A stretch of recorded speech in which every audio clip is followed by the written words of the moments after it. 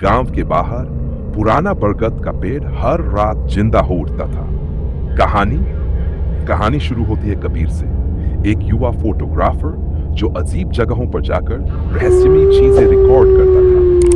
एक दिन उसे भानगढ़पुर के बारे में पता चला, जहां लोगों ने दावा किया था कि बरगद के पेड़ से आवाजें आती हैं और जो भी वहां रात में गया कभी लौटकर नहीं आया। कबीर ने तय किया, अब यही अगला डेस्टिनेशन होगा। कबीर कैमरा और टॉर्च लेकर पेड़ की ओर गया। बरगद का पेड़ विशाल था, उसकी जड़ें जमीन फाड़कर बाहर निकली हुई थीं। पेड़ के पास एक टूटा हुआ तांत्रिक का पत्थर का चबूता था।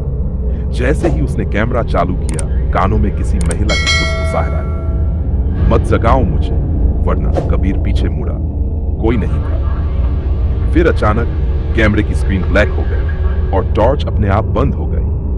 अब चारों ओर सिर्फ एक ही चीज थी, बरगद की लटकती जटाओं से टकराती हवा की सरसराहट और बीच बीच में किसी के कराहने की आवाज। मध्यरात्रि डॉल्फिन।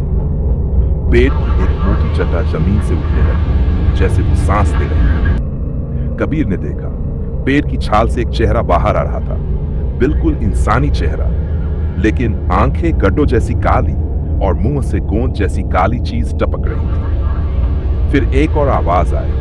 इस पेड़ में एक चुड़ैल को बांधा गया था, जो अब जाग चुकी है और भूखी है। कबीर भागने ही वाला था कि उसकी टांगे किसी ने जकड़ ली, जड़ें अब उसके पैरों में लिपट रही थी। तांत्रिक की वापसी।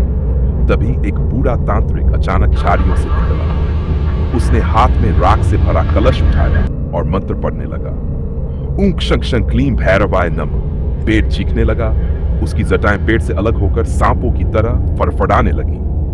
चुड़ैल का चेहरा पेड़ से अलग होकर हवा में तैरने लगा और उसकी चीख से कबीर बेहोश हो गया। अगली सुबह कबीर गांव के बाहर एक कुएं के पास होश में आया। उसके पास उसका कैमरा था, लेकिन उसमें कोई फुटेज नहीं था, सिर्फ एक फोल्डर जिसमें लिखा था रूटेड। उसने देखा, उसकी टांग पर एक जटा का निशान था और जख्म के अंदर अब भी कुछ हिल रहा था। अंतिम वाक्य बरगद शांत था, लेकिन उसकी एक जड़ अब कबीर के भीतर पनप रही थी। शायद अगला पेड़ कहीं और उगने वाला था।